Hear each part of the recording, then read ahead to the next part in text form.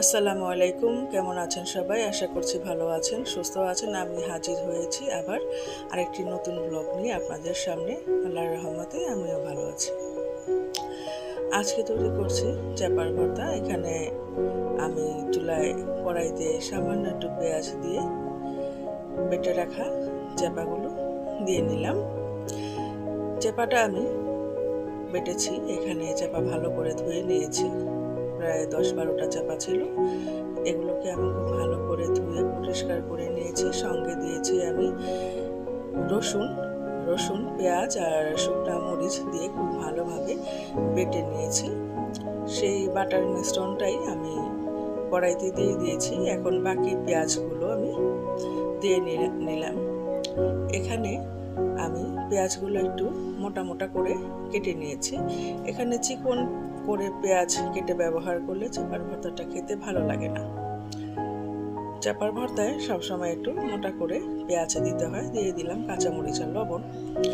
এখানেও আমার মেয়ে সারা যে ভিডিও করছে, সে নানান ধরনের প্রশ্ন করে আমাকে কনফিউজ করার চেষ্টা করছে। গরম পানি একটু দিয়ে নিলাম। সে বলতেছে যে মা, এখানে এটা চাপার ভর্তা কি হলো? এটা তো পেঁয়াজের ভর্তা হয়ে গেল, এটা তো পেঁয়াজের ভুনা হয়ে গেল, এটা কিভাবে চাপার ভর্তা হলো? চাপার ভর্তায় কি এত পেঁয়াজ থাকে নাকি? নানান প্রশ্ন করে ও আমাকে কনফিউজ করে দিচ্ছে। সত্যিই তো, এটা কি চাপার ভর্তা হলো না পেঁয়াজের ভর্তা হলো, এখন আমি নিজেও ভাবছি। যা হোক, কথা বলতে বলতে এটা আমি ঢেকে দিলাম। কিছুক্ষণ পরে যখন আমি আবার ঢাকনাটা খুলে নিলাম, দেখুন পানিগুলো শুকিয়ে গেছে প্রায়। এটা আরও শুকাবে, সেভাবে কোনো পানি থাকবে না। পানি থাকলে তো আর চাপার ভর্তা হলো না, পানিটা শুকিয়ে যাবে। আমি কিন্তু আমার শারীরিক ঝামেলার জন্য, কিছু ব্যস্ততার জন্য কন্টিনিউ করতে পারছি না, ঠিকভাবে ভিডিও দিতে পারছি না। হয়তো বা অনেকের ভিডিও দেখাও আমি মিস করে ফেলেছি। আপনারা কোনো কিছু মনে করবেন না, আমাকে এর জন্য ক্ষমা করে দিবেন। আজকে যে এই ভিডিওটা আমি একটু পরে আপলোড করব, সেটা আপনারা তৈরি করে দেখে নেবেন। দেখতে দেখতে যারা এই পর্যন্ত এসেছেন, যারা আমার ভিডিও দেখছেন, তারা এটা লাইক করে দেবেন। আর যদি আমার ভিডিও দেখতে ভালো লাগে তাহলে একটু সাবস্ক্রাইব করে নেবেন। আর যারা করে ফেলেছেন তাদেরকে অসংখ্য ধন্যবাদ।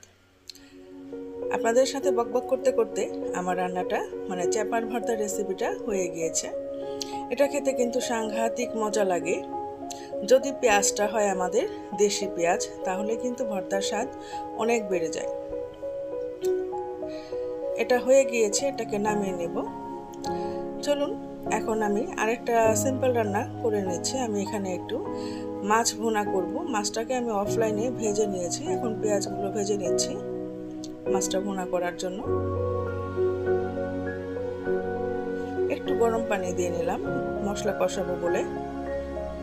আমার কিন্তু আজকে গ্যাসে খুব সমস্যা হচ্ছে, এদিক দিয়ে বেলা গড়িয়ে যাচ্ছে, কিন্তু আমার রান্নাটা কমপ্লিট এখনো হয়নি, শুধুমাত্র গ্যাসের কারণে।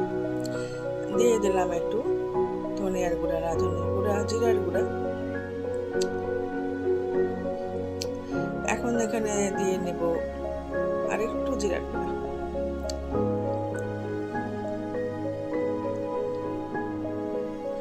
মরিচের গুঁড়া দিলাম।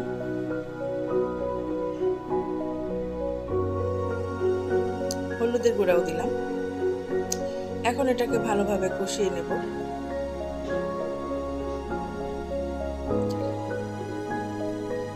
আর একটু গরম পানি দিলাম, কারণ এটাকে ভালোভাবে কষাতে হবে।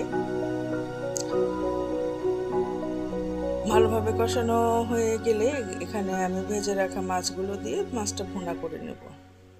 খুব সিম্পল দুটি রেসিপি দিয়ে আজকের ব্লগটা আমি সাজিয়েছি। অনেক বেশি কিছু আজকে দেখাচ্ছি না। দেখুন, কথায় কথায় আমার মশলাটা খুব ভালোভাবে কষানো হয়ে গিয়েছে, তেল ছেড়ে দিয়েছে। আর একটু নেড়ে চেড়ে নিচ্ছি। ভেজে রাখা মাছগুলো এর মধ্যে দিয়ে নিলাম।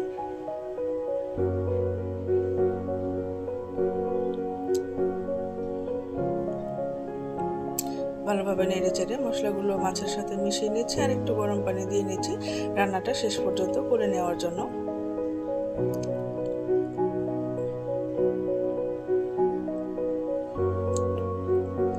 বলক উঠে এসেছে, এর মধ্যে আমি দিয়ে নেব কয়েকটা কাঁচামরিচ।